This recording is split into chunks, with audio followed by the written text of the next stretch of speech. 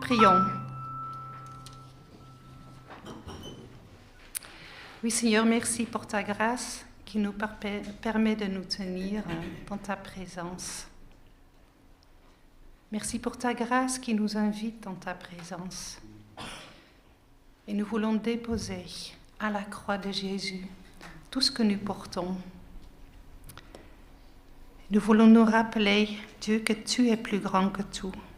Tu es plus grand que tout ce que nous avons vécu cette semaine. Tu es plus grand que tout ce qui peut nous peser.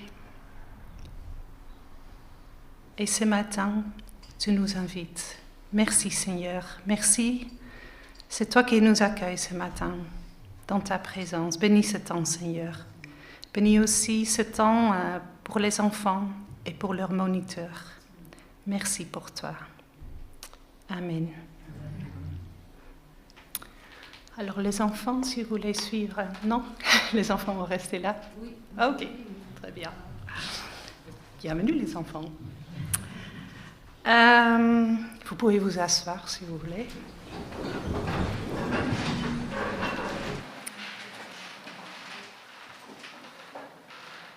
Alors, jeudi était le jour où nous avons fêté l'ascension de Jésus au ciel. Jésus avait annoncé ce départ, et nous allons lire cela dans Jean 14.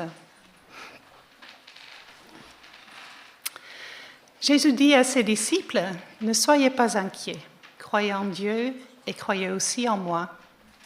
Dans la maison de mon Père, il y a beaucoup d'endroits pour habiter. C'est pourquoi je vous ai dit, je vais vous préparer une place. Et quand je serai allé vous préparer une place, je reviendrai et je vous prendrai avec moi. De cette façon, vous serez aussi là où je suis. Et le chemin qui conduit là où je vais, vous le connaissez. » Thomas lui dit, « Seigneur, nous ne savons pas où tu vas. Comment est-ce que nous pourrions connaître le chemin ?» Jésus lui répond, « Le chemin, la vérité, la vie, c'est moi. Personne ne va au Père sans passer par moi. Si vous me connaissez, vous connaîtrez aussi mon Père. À partir de maintenant, vous le connaissez et vous l'avez vu. » Alors, c'est Jésus qui est venu nous faire connaître le Père. Alors, nous sommes dans la présence du Seigneur, maintenant, ici, ce matin, mais il est également au ciel, où il est en train de préparer une place pour nous, dans sa présence, pour toujours. Nous allons chanter Hosanna.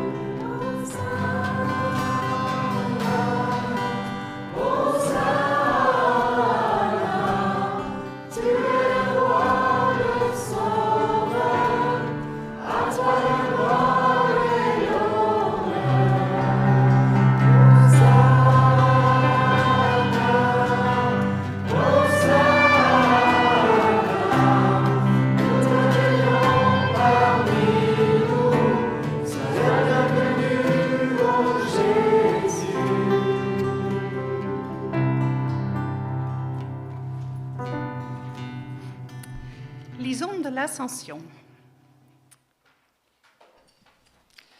Dans Luc 24 et dans Acte 1. Ensuite, Jésus amène ses disciples près du village de Béthanie. Il lève les mains pour les bénir. Pendant qu'il les bénit, il les quitte et monte auprès de Dieu. Après que Jésus a dit cela, il monte au ciel sous les yeux de ses apôtres. Ensuite, un nuage le cache et il ne le voit plus. Donc nous lisons comment les disciples ont vécu l'ascension de leur Seigneur. Et parfois je me demande comment cette ascension a été vécue au ciel.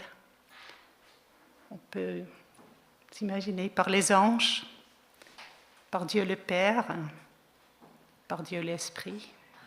Ça doit être incroyable. Rejoignons la louange de notre Seigneur glorifié avec les chants, merveilleux nom et le roi dans sa splendeur.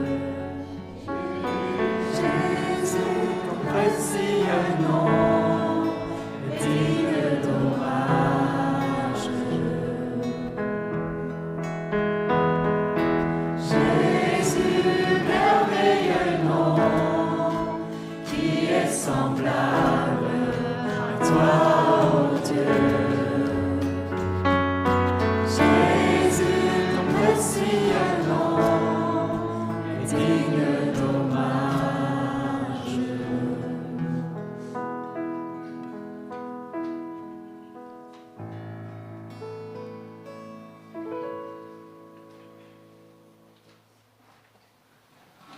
le roi dans sa splendeur.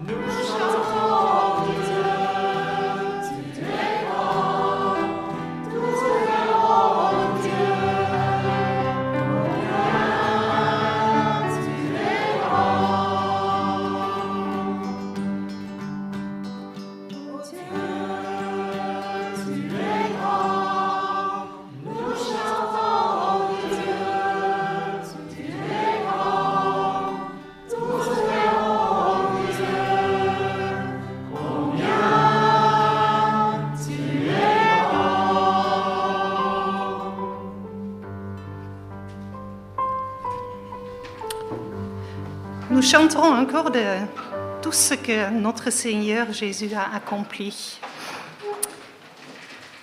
À la croix, son sang a coulé pour moi. Il a gagné sur la mort. Il a déchiré la voile et tracé un chemin. Il a tout accompli. Sa gloire remplit les lieux très hauts. Et il marche avec nous, devant moi. Sa présence m'environne à chaque instant. Je sais qu'il m'aime. Chantons à la croix. Après ce chant, il y aura un temps de prière libre pour ceux qui veulent s'exprimer dans la prière.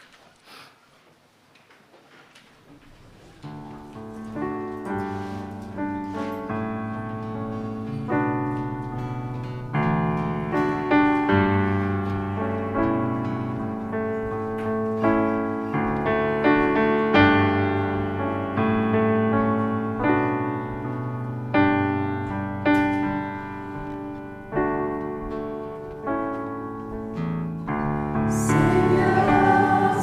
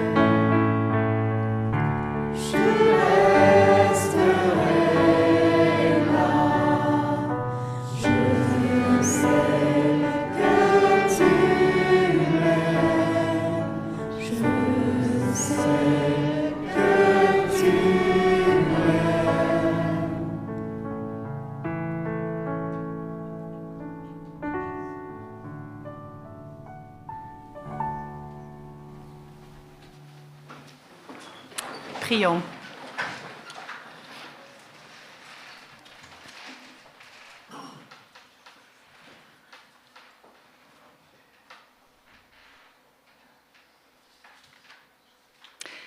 Oui, Jésus, tu as montré que tu es le Tout-Puissant.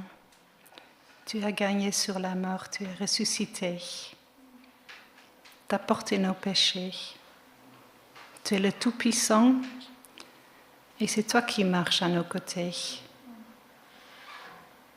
Merci Jésus.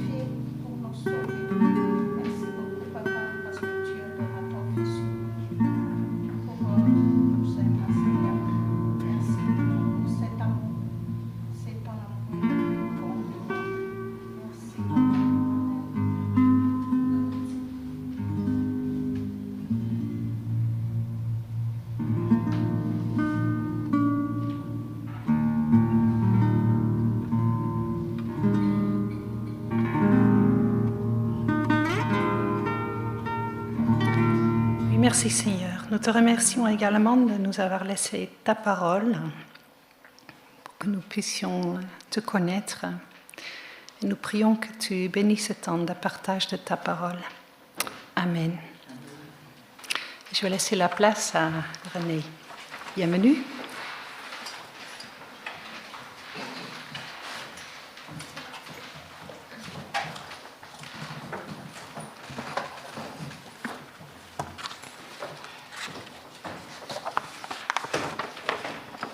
Ça va, je ne me suis pas trompé de prédication. Nous prions avant de lire les Écritures.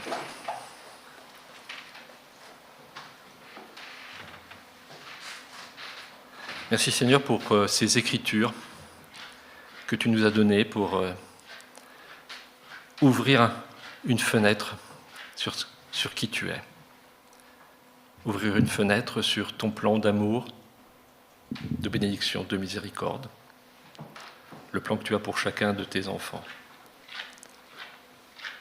Merci Seigneur, parce qu'à travers ces Écritures, nous pouvons apprendre à te connaître, à te voir tel que tu es, dans ta grandeur, dans ta bonté, dans ton amour, dans ta fidélité.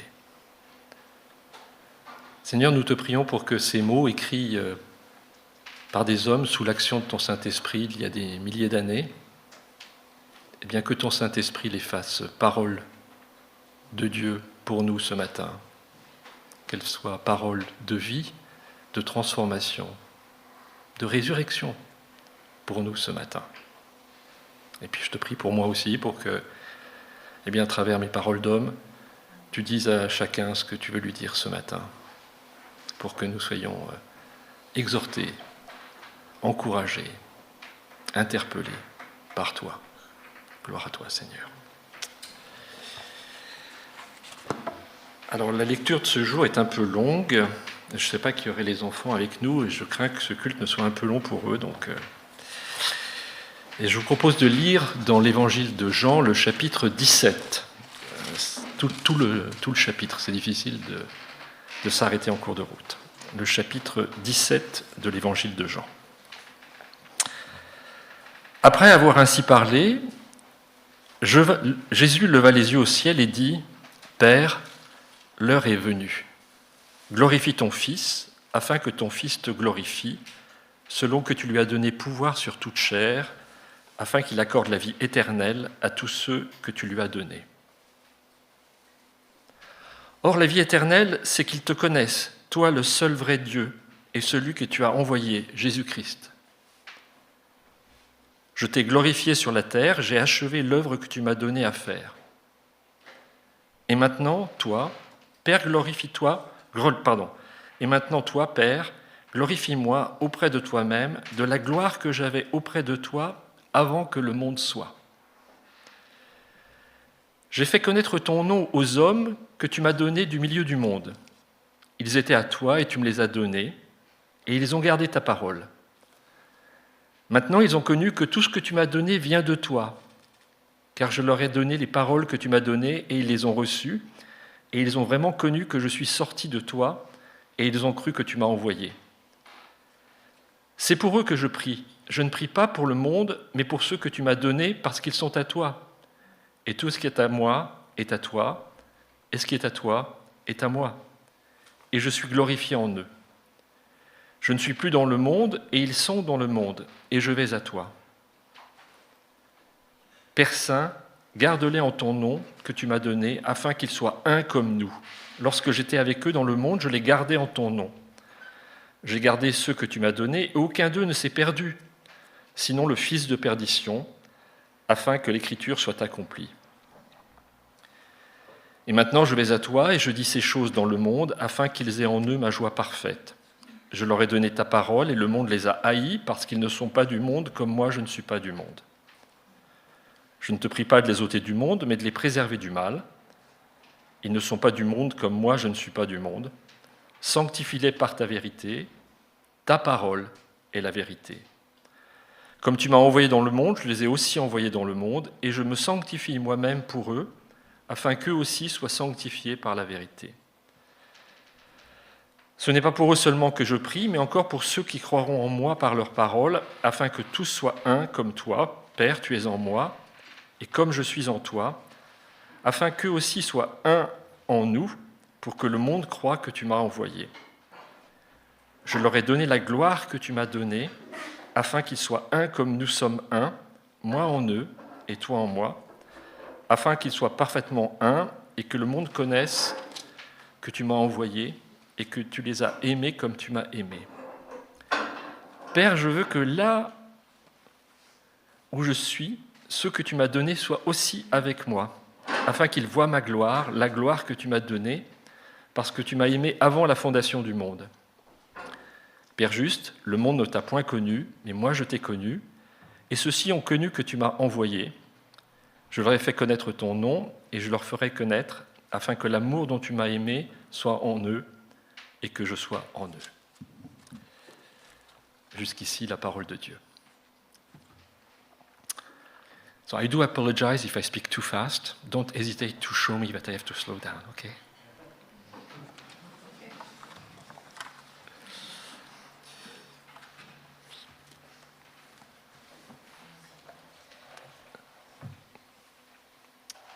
Il y a 3 semaines, Joël prêchait sur la soumission, et aujourd'hui je voudrais parler de l'unité.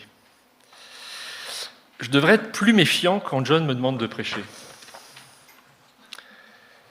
Vous savez que je prêche toujours sur le texte du jour, et sans avoir vérifié la date, je me retrouve à prêcher sur l'un des textes les plus riches et les plus complexes du Nouveau Testament. Merci John, merci. Ce chapitre 17 clôture chez Jean ce qu'il est convenu d'appeler le discours d'adieu de Jésus, qui a commencé au chapitre 13 par le lavement des pieds, toute la soirée du repas. Et au chapitre 18, donc après ce chapitre que nous venons de lire, on viendra arrêter Jésus. Même s'il faut lire tout l'évangile dans la perspective de la passion, c'est encore plus vrai pour ces passages où Jésus marche vraiment vers la mort, qu'il entrevoit clairement.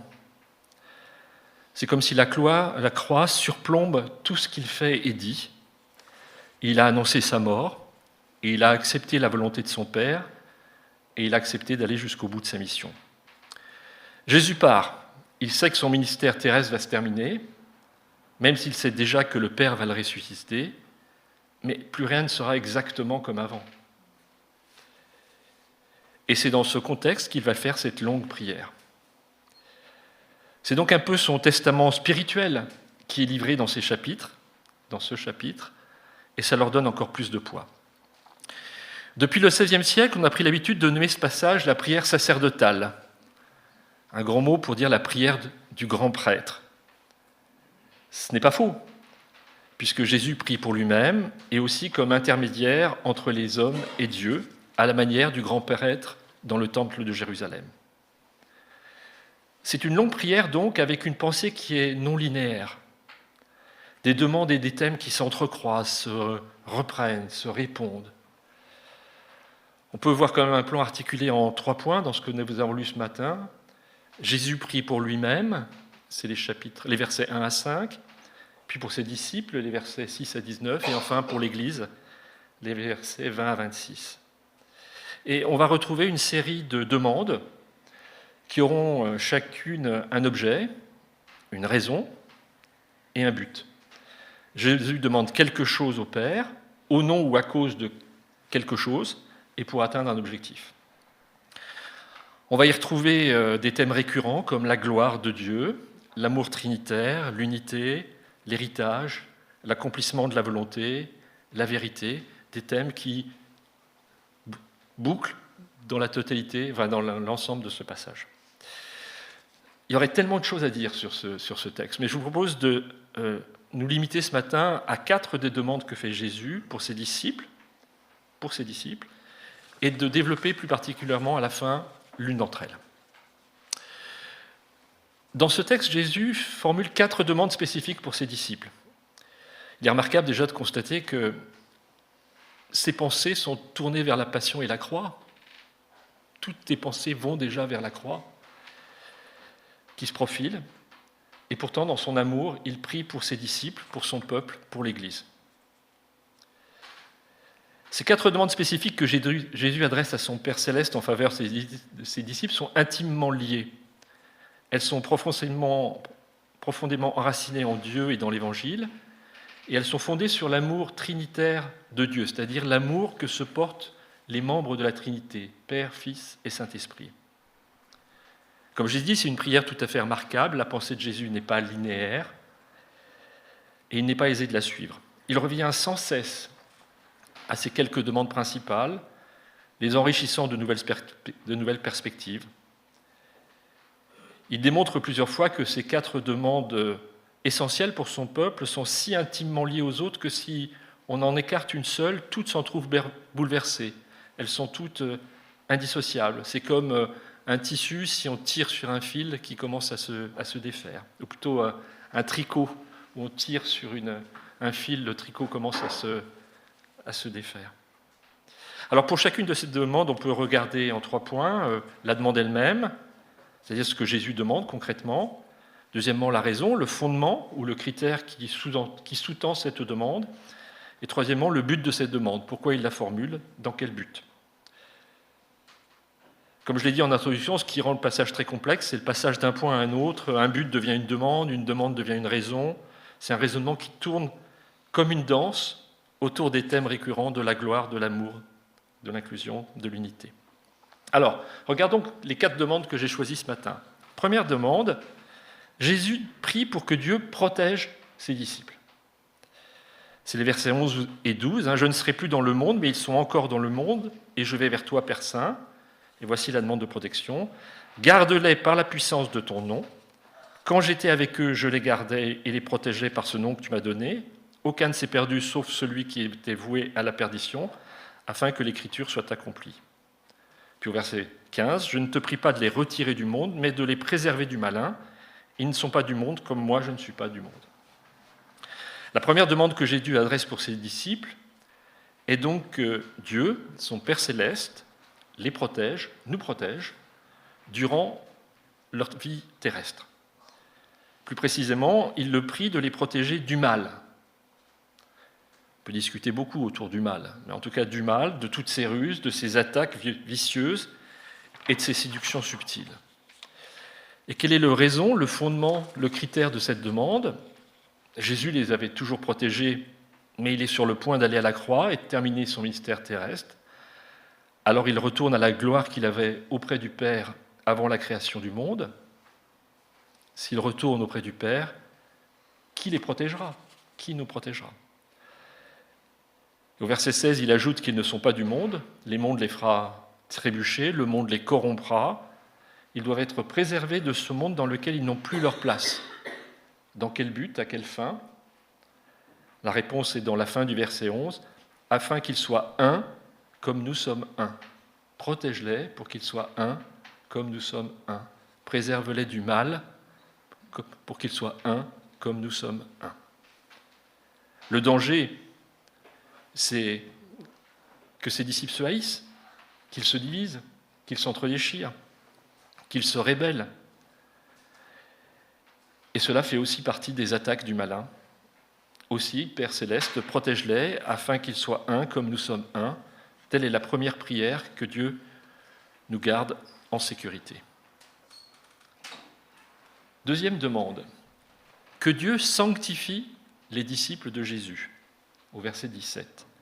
Sanctifie-les par la vérité, ta parole est la vérité. Comme tu m'as envoyé dans le monde, je les ai aussi envoyés dans le monde.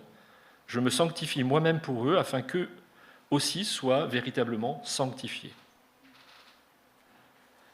Or, le fondement ou le critère de la sanctification est en premier lieu, c'est le verset 17, la vérité, sanctifie-les par la vérité. Cette notion de sanctification par la vérité n'est pas nouvelle, elle se retrouve tout au long de l'Écriture. Dès l'Ancien Testament, on peut la voir dans l'Ancien Testament, quand Moïse transmet la responsabilité du peuple à Josué. Il lui dit que ce livre, que la parole qui dit la vérité, que ce livre de la loi ne s'éloigne point de ta bouche, médite-le jour et nuit. Dans les psaumes, quand on regarde à quoi ressemble le juste, il trouve son plaisir dans la loi de l'Éternel. Il la médite jour et nuit. Dans Deutéronome, que doit faire en priorité un roi d'Israël ? Je pose la question aux enfants. Savoir quel sera son salaire, récupérer la valise avec les codes atomiques, je ne sais pas, dire à quel point faire un tweet sur Instagram pour dire qu'il n'y a jamais eu un meilleur chef d'État que lui. Non. Qu'est-ce que doit faire en priorité un roi d'Israël ? Vous le savez ? Il doit recopier à la main, pas d'ordinateur, à la main, il doit recopier à la main les paroles du livre, c'est-à-dire toute la Bible, enfin en tout cas le Pentateuque, et il doit lire dans cette copie qu'il aura fait lui-même tous les jours de sa vie, se nourrir en permanence de la vérité qui est la parole de Dieu. Si nous voulons être sanctifiés, nous devons l'être par la vérité de la parole de Dieu. Sanctifie-les par la vérité, ta parole est la vérité. Et cela doit transformer notre façon de penser, sinon il n'y aurait aucun espoir pour nous. C'est ce que Jésus demande dans sa prière. Et dans le contexte de l'évangile de Jean, cette vérité n'est pas simplement l'écriture en général, c'est la vérité du message de Jésus, c'est la personne même de Jésus. La parole s'est fait chair. La plupart d'entre nous faisons une distinction nette entre justification et sanctification. La justification, disons-nous, c'est un acte déclaratif, excusez-moi si c'est un peu compliqué, qui affirme notre justice. Nous sommes rendus justes devant Dieu. À un certain moment, nous sommes déclarés justes par Dieu lui-même grâce au sacrifice du Christ qui a porté nos péchés sur la croix. Nous sommes déclarés justes et tout au long de notre vie, nous sommes progressivement sanctifiés, c'est-à-dire que nous sommes rendus plus saints. Toutefois, les réformateurs reconnaissaient que le langage de la sanctification est un peu plus nuancé que ce que je viens de dire. Ils parlaient donc d'une sanctification positionnelle ou d'une sanctification définitionnelle ou progressive. Deux notions de sanctification qui se complètent et qui s'enrichissent. Ils entendaient par là que la sanctification ne peut pas être perçue uniquement comme un processus par lequel on devient plus sanctifié, plus saint, mais aussi comme un changement de position. On n'est plus dans la même position qu'avant. On appartenait au monde et maintenant on appartient à Dieu. On a changé de position. C'est aussi ça, la sanctification. Ça ne signifie pas que vous êtes parfait, que je suis parfait, mais en principe, j'appartiens, vous appartenez à Dieu. Ainsi, la sanctification, en ce sens, est aussi absolue que la justification, qui marque un tournement définitif. La justification opère dans le domaine de la justice et du droit.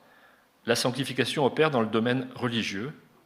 Nous n'appartenons plus au monde, nous appartenons à Dieu.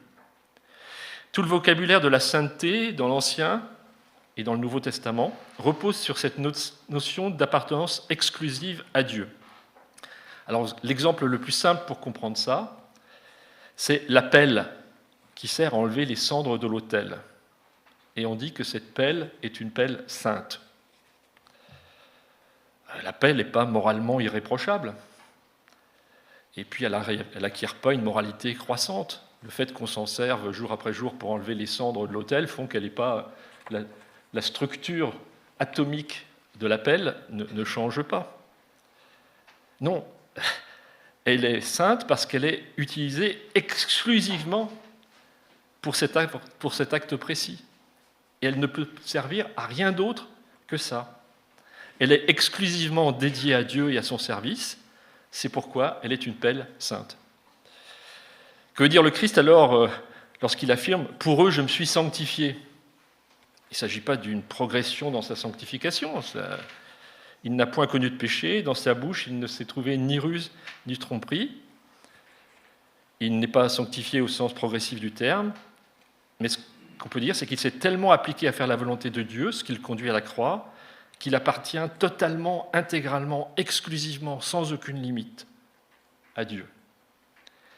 Et il prie que par la vérité, nous aussi, nous appartenions exclusivement à Dieu, nous soyons sanctifiés comme lui-même s'est sanctifié. Excusez-moi, c'est un peu compliqué ce matin. Troisième demande. Jésus prie pour que ses disciples restent avec lui pour toujours. Alors ça nous plaît, ça, hein, être toujours avec le Seigneur. Au verset 24, « Père, je veux que ceux que tu m'as donnés soient avec moi là où je suis, et qu'ils voient ma gloire, la gloire que tu m'as donnée parce que tu m'as aimé avant la création du monde. » Il veut que ses disciples soient avec lui pour toujours.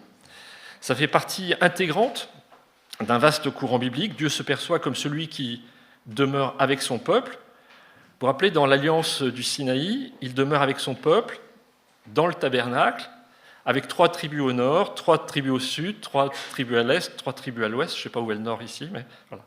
Donc il est au centre du peuple. Au centre du peuple. Ézéchiel promet qu'avec l'avènement de la nouvelle alliance, il demeurera avec son peuple, il sera leur Dieu, ils seront son peuple, au sens renouvelé du terme.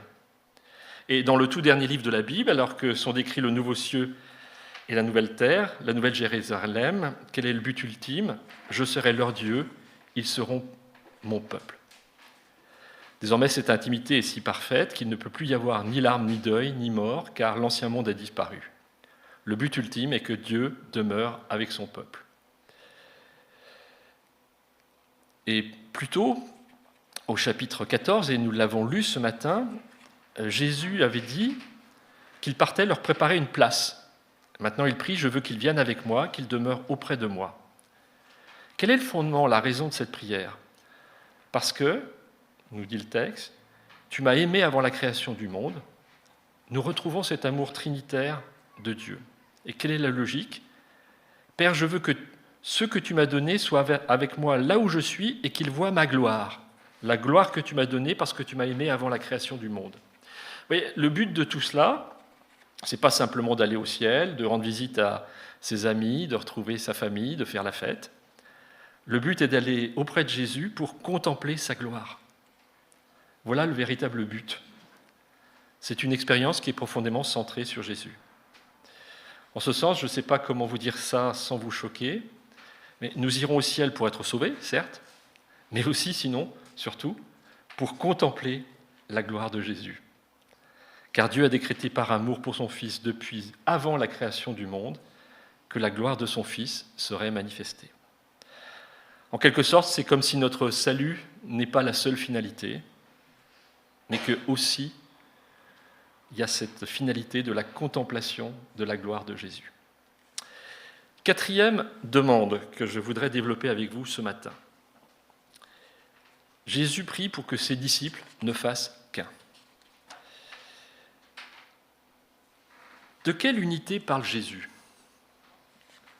Pourquoi est-ce si important ? Comment l'obtenir ? Avant d'entrer dans le sujet, je voudrais vous parler de la prédication que je vous ai évitée ce matin, qui est liée dans ces quatre demandes, et en particulier dans cette quatrième demande, qui sont toutes liées à la Trinité et à l'amour, entre les trois personnes de la Trinité. Et je ne traiterai pas de ça aujourd'hui, mais c'est profondément au fond, au cœur du texte. Donc quand vous relirez ce texte-là, ayez ça en mémoire, s'il vous plaît. Ce texte nous parle de comment est-ce que l'amour entre le Père, le Fils et le Saint-Esprit, cet amour-là maintient l'unité de Dieu dans ces trois personnes. Et il nous parle d'un truc totalement incompréhensible, c'est que Jésus nous fait rentrer dans cette relation d'amour intratrinitaire. Il y a de quoi faire toute une prédication, d'écrire bien des livres là-dessus. Je ne vais pas prêcher là-dessus ce matin, mais je voulais quand même vous dire ça, pour que la prochaine fois que vous lisiez ce passage, vous réfléchissiez à ça. Comment est-ce que l'amour à l'intérieur entre les trois personnes de la Trinité maintient cette unité de Dieu, et comment est-ce que Jésus nous dit que nous rentrons, nous, par son amour pour nous et par son sacrifice, nous rentrons dans cette relation intratrinitaire. Alors revenons à une unité plus simple qui est celle de l'objet de ce matin. Alors de quelle unité parle-t-on ? Certains ont interprété ça comme signifiant que finalement il devrait y avoir une seule Église. Au XXe siècle, il y a eu un important mouvement au sein des principales églises, les mouvements œcuméniques, pour se rapprocher, voire parfois fusionner. Il y a des églises qui se rapprochent et se fusionnent, car en lisant ce verset, on pense que c'est ce que Jésus attend de nous, l'union des églises, l'union des dénominations. Il n'y a certainement rien de mal à ce que les églises travaillent ensemble, fonctionnent ensemble, s'unissent, et les fusions peuvent même être une excellente chose. Mais ce n'est certainement pas ce dont parle Jésus ici. Il affirme que lorsque le monde verra cette unité, il sera tellement frappé qu'il sera réceptif à ce que dit l'Évangile. Et il est difficile de croire que c'est l'effet obtenu par le rapprochement, voire la fusion des institutions ecclésiales. Ce n'est pas parce que deux églises fusionnent que d'un seul coup, le monde se dit « Oh, regardez Jésus ». Non. Alors de quoi parle-t-il ? Eh bien, il dit qu'ils pourraient tous ne faire qu'un. Tous pourraient ne faire qu'un. Pas seulement les chrétiens riches et les chrétiens pauvres, les chrétiens blancs et les chrétiens noirs, les chrétiens éduqués et les prolétaires, les chrétiens progressistes et les conservateurs. Au-delà de toute séparation, de tout clivage, tous pourraient ne faire qu'un. Quand Jésus parle de cela, il veut dire qu'ils ne font qu'un. Avant tout, insistons sur le mot « tous ». L'Église primitive a dû son essor en grande partie à la qualité de son unité et à la force de sa communion fraternelle. Le monde entier l'observa et fut stupéfait de voir ce qui se passait dans l'Église. Et l'une des choses qui l'étonnèrent, c'était le fait que le christianisme était en réalité la première religion multiethnique, plurisociale. Les historiens affirment que d'une manière générale, les religions sont liées à l'appartenance ethnique. Tel groupe ethnique avait sa religion, tel autre avait la sienne. Mais les chrétiens confessent que Jésus-Christ est le sauveur du monde entier, et cela signifie que chacun devrait choisir de croire en lui. Et c'est ce qui a permis de rassembler les gens dans la foi chrétienne par-delà les barrières raciales et sociales d'une façon inédite. Et c'est précisément ce qui devrait frapper le monde lorsqu'il observe l'Église chrétienne. C'est un peu comme ces gens qui ont traversé ensemble une histoire compliquée ou des drames. Des amis qui ont combattu ensemble pendant une guerre, par exemple. Au-delà de toutes leurs différences, rien ne peut vraiment les séparer. Et c'est l'expérience commune que nous avons vécue. Nous avons traversé ensemble la vie et la mort avec Christ à la croix du Calvaire et au matin de Pâques. Et si vous avez traversé la vie et la mort de cette manière, alors la race, la classe sociale, la politique, les différences n'ont plus aucune importance. Toutes ces choses qui vous paraissaient si importantes autrefois et contribuaient grandement à votre estime de vous, elles n'ont plus la même importance aujourd'hui. Par conséquent, nous sommes, vous êtes capables de comprendre les chrétiens de différentes origines, de différentes classes sociales, de différentes langues, de différents pays, de différentes opinions politiques. Vous voyez, la première partie de ce dont parle Jésus est si extraordinaire et si unique, et c'est au cœur de l'Évangile rassembler des personnes qui autrement ne pourraient jamais se rencontrer et encore moins s'aimer. Ils ne font qu'un. Deuxièmement, qu'est-ce que cela signifie? À quoi ressemble vraiment une communauté aimante? Alors, il y aurait beaucoup de choses à dire là-dessus, mais je vous propose quelques éclairages. Voici quelques enseignements bibliques sur ce que pourrait être une communauté chrétienne. Première chose, nous devrions être unis dans le partage des biens.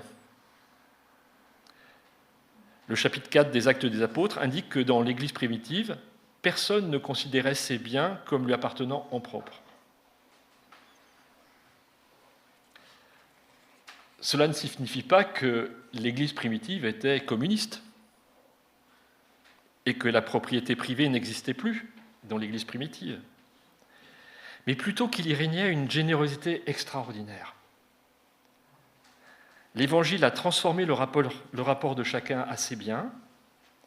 On partageait donc ses maisons, son argent, son espace, bref, tout.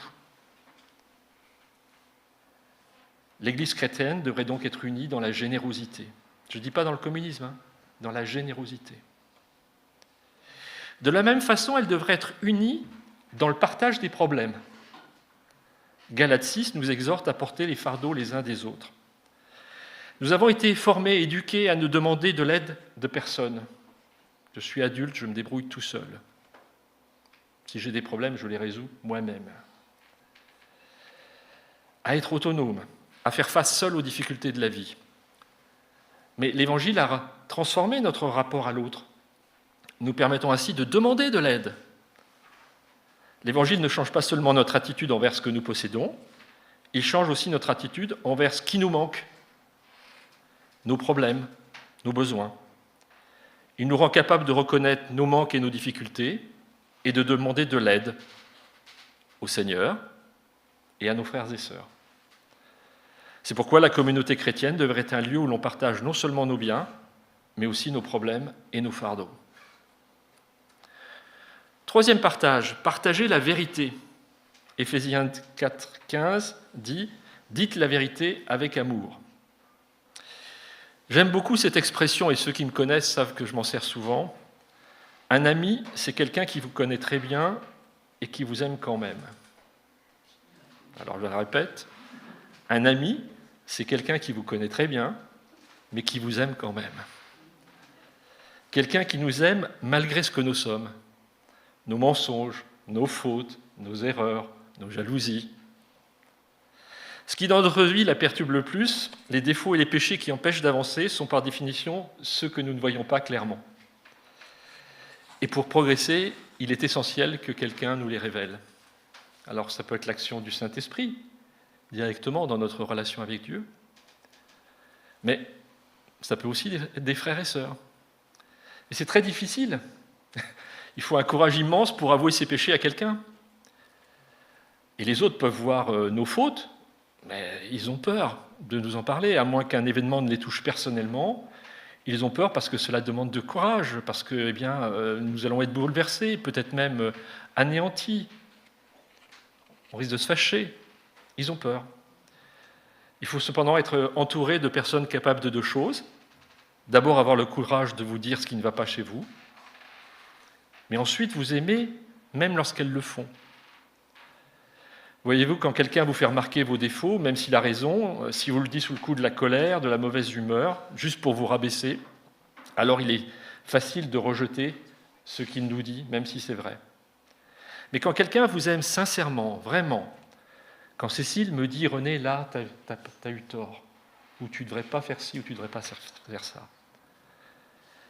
quand quelqu'un vous aime sincèrement, quand quelqu'un de toute évidence souffre de vous le dire, et vous le dit malgré tout, voilà ce qui ne va pas chez toi, voilà la façon dont tu m'as blessé, voilà la façon dont tu as blessé tel frère ou tel frère.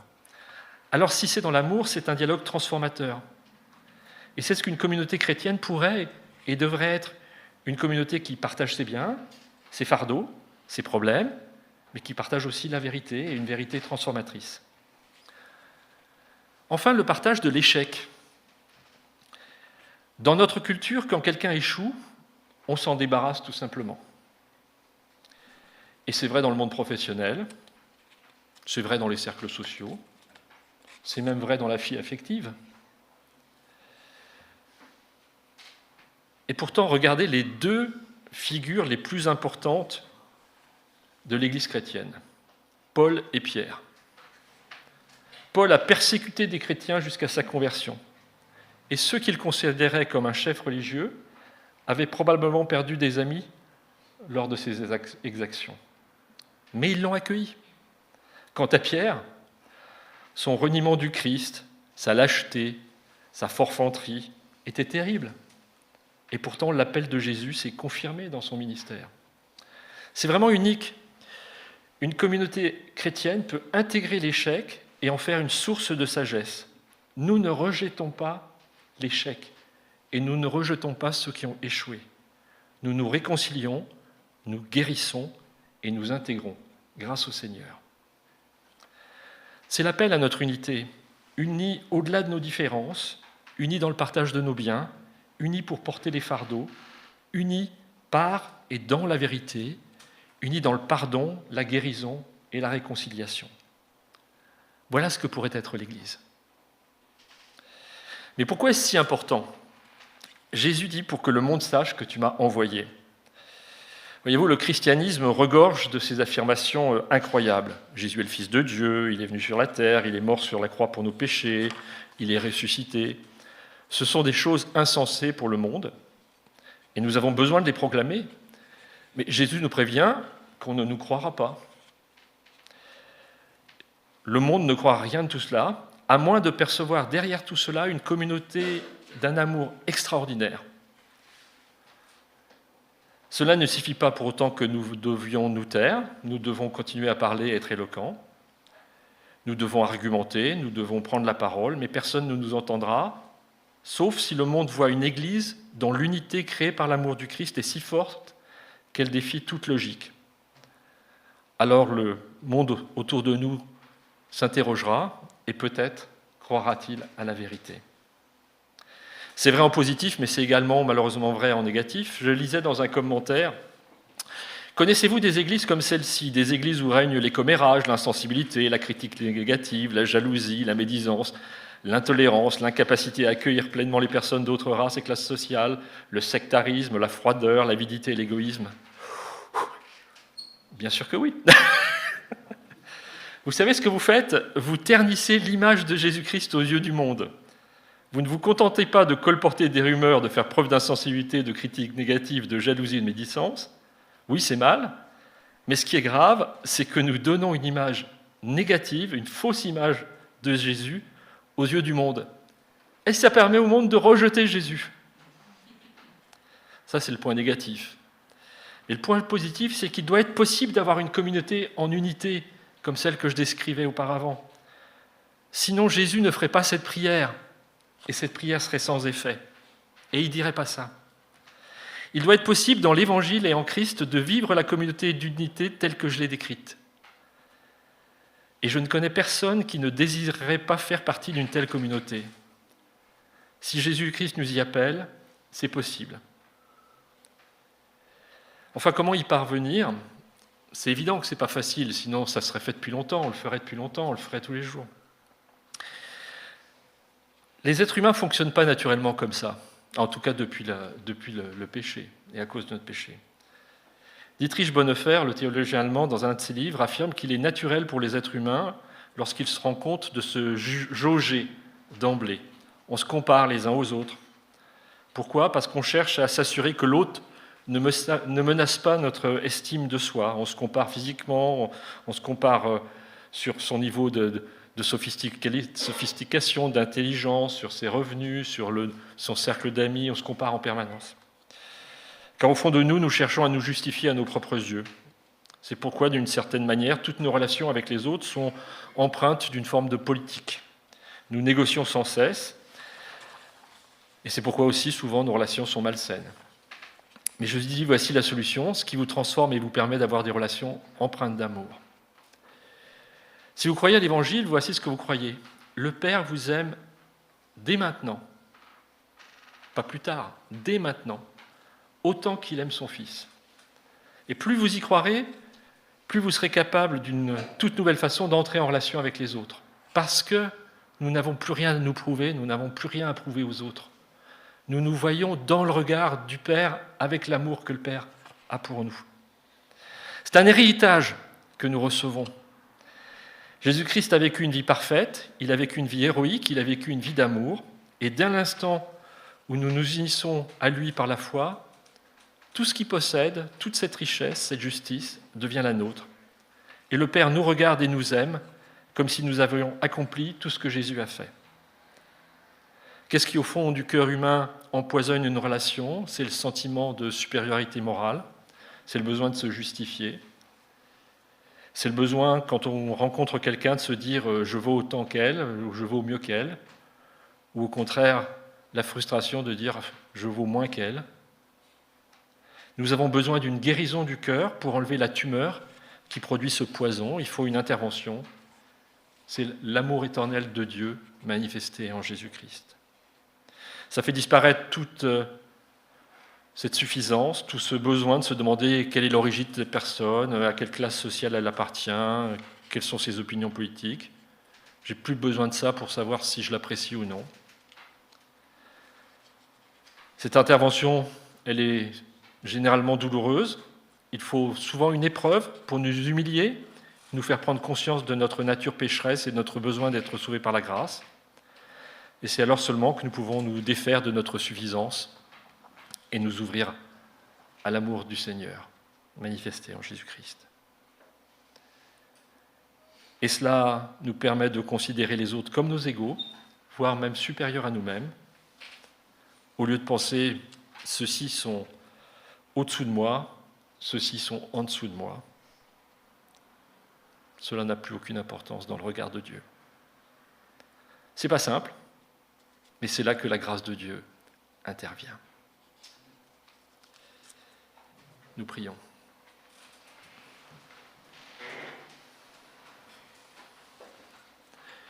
Notre Père, nous te remercions de nous accueillir par ta grâce et nous te remercions de la splendeur de la manière dont ton évangile nous transforme, faisant de nous un avant-goût de l'humanité renouvelée. Quand ce qui divise aujourd'hui le genre humain ne nous divisera plus. Aussi, nous te prions, Père, d'aider notre Église, de nous aider chacun à être toujours plus unis, afin que le monde sache que tu as envoyé ton Fils, Jésus-Christ, au nom duquel nous te prions. Amen. Et je vous propose de chanter le cantique « Père, unis-nous tous ».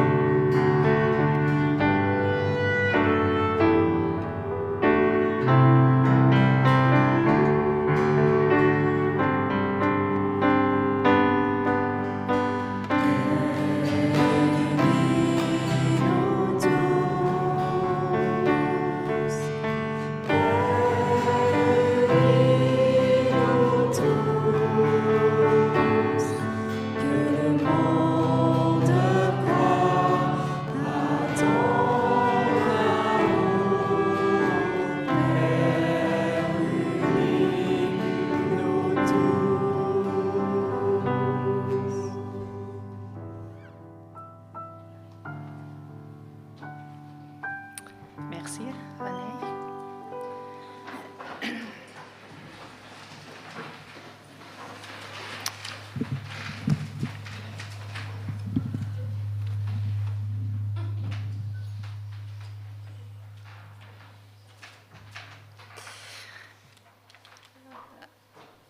C'est le moment de la Sainte Seine. Alors souvent, ou parfois, avant la Sainte Seine, nous sommes invités à nous rappeler comment nous ne sommes pas dignes de Dieu. Et c'est absolument vrai.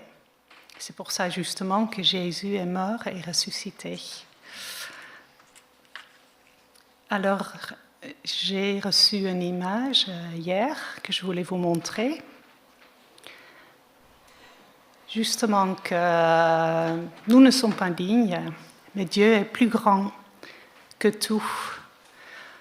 Alors, je vous invite à contempler cette image et de nous rappeler que Dieu est plus grand que la honte, que Dieu est plus grand que nos échecs, Dieu est plus grand que notre faiblesse. Dieu est plus grand que notre solitude. Dieu est plus grand que nos fardeaux. Dieu est plus grand que nos confusions. Dieu est plus grand que les ténèbres. Dieu est plus grand que nos chaînes. Dieu est plus grand que les tempêtes de la vie. Dieu est plus grand que notre demain. Dieu est plus grand que notre culpabilité. Gardons ça en tête, toujours, et spécialement encore en ce moment. Alors, la Sainte Seine nous rappelle ce que Dieu a fait pour nous. Dieu nous a unis au Christ dans sa mort et sa résurrection. Il a ainsi effacé nos vies anciennes et nous a donné une vie entièrement nouvelle en Christ. Il nous a adoptés dans sa famille et a fait de nous ses enfants. Il nous a donné son Esprit Saint et a fait de nos corps son temple. Il a aussi fait de nous ses héritiers et nous a promis une destinée éternelle avec lui dans le ciel. Voilà ce qu'il a fait pour nous et en nous. Voilà ce que nous sommes en Christ. Alors pour nos visiteurs, je voulais expliquer nos habitudes quand on prend la Sainte Seine, parce que ce n'est pas toujours évident, c'est différent dans chaque église. Donc dans notre église, ceux qui veulent participer à la Sainte Seine ont l'habitude de se mettre debout, de prendre le pain et le vin quand ils sont présentés, puis nous le mangeons ou le buvons quand tout le monde est servi. Alors Jésus s'offre à tous. Alors si nous reconnaissons en ce pain et en ce vin Jésus, le Fils de Dieu et son sacrifice qui pardonne nos péchés, si nous avons choisi la position dont parlait René, j'appartiens à Dieu, nous sommes invités à prendre ce pain et ce vin pour témoigner de la mort et la résurrection de notre Seigneur Jésus. Jésus nous invite. Alors je demande à Joël, Guy et John de s'avancer pour pouvoir distribuer la Sainte Seine.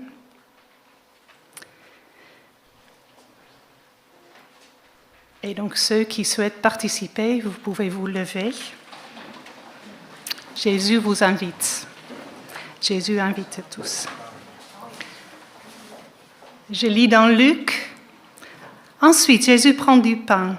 Il remercie Dieu. Il partage le pain et le donne aux disciples en disant « Ceci est mon corps, donné pour vous. Faites cela en souvenir de moi. »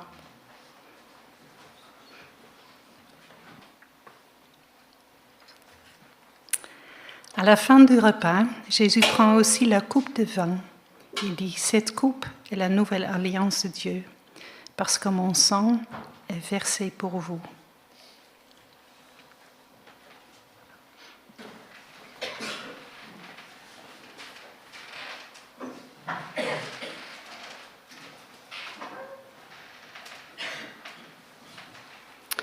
Oui, Seigneur, nous te remercions pour ce vin et ce pain qui témoignent aussi de l'unité de tes enfants.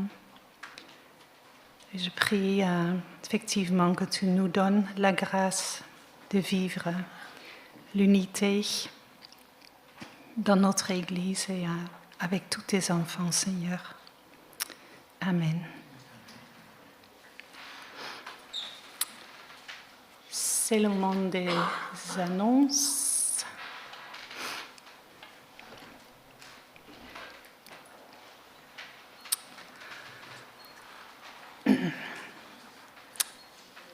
Alors, donc, mardi 19 mai, sur l'agenda, il y a à 18h un réunion de prière. Mercredi 20 mai à 19h30, le groupe Quantum. Jeudi 21 mai, étude biblique à 14h et à 20h. Vendredi 22 mai, à 14h, rencontre au féminin. Et 19h, vernissage d'une exposition. Et John va nous parler davantage de cette exposition. Je t'invite à venir. Tu annonces également l'offrande alors, John? Pardon? Tu annonces aussi l'offrande? Merci. Okay. Bon, juste quelques mots concernant le week-end prochain. Comme vous le savez, d'après les annonces, nous organisons une exposition et un concert à l'église. 4 personnes viennent de Laval. C'est l'église qui avait accueilli notre jeune frère et François dans son parcours. Et ils viennent de là. Et c'est l'occasion de présenter l'Évangile à travers des photographies, de la poésie et des chants, bien sûr, dans le concert. L'événement a été annoncé dans les autres églises dans la ville. On sait que sur les réseaux sociaux, et c'est le moyen aujourd'hui de transmettre les choses, et comme René avait évoqué avec le chef d'État, et aussi par les églises. Et évidemment, nous devons héberger, nourrir et aider nos 4 invités. J'ai 2 feuilles, dans le vrai sens français, le paparazzi.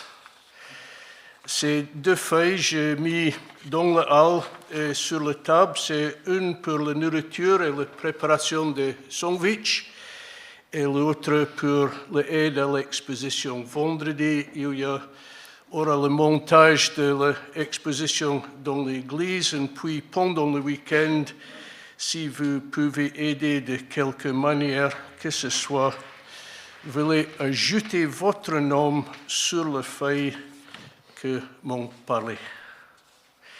Et aussi, nous avons dans l'église, René a parlé ce matin de partager notre bien, et nous avons besoin, comme une église, de partager notre bien et pour maintenir l'église ici, et aussi pour la propagation, la prononciation, la prédication de l'évangile dans la ville ici à Bergerac. Il y a 2 boîtes derrière l'église si vous aimez participer dans l'œuvre de l'église et par la participation. Et aussi, il y a d'autres moyens dans notre vie. Aujourd'hui, il n'y a pas beaucoup de liquide. Je parlais de le cash. Et nous transférons tous par l'Internet et tout ça. Et si vous avez besoin de connaître un peu plus sur cette moyenne, n'hésitez pas à parler à Lucie, qui est à gauche, et Olivier, qui s'en occupe de le trésorier de l'église ici. Merci. Aussi, Anne, n'inquiète pas, il y a toujours la salle disponible pour la rencontre féminine vendredi après-midi.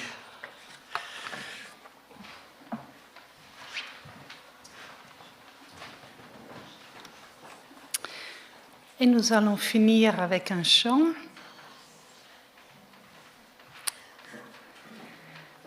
À jamais, Dieu est fidèle.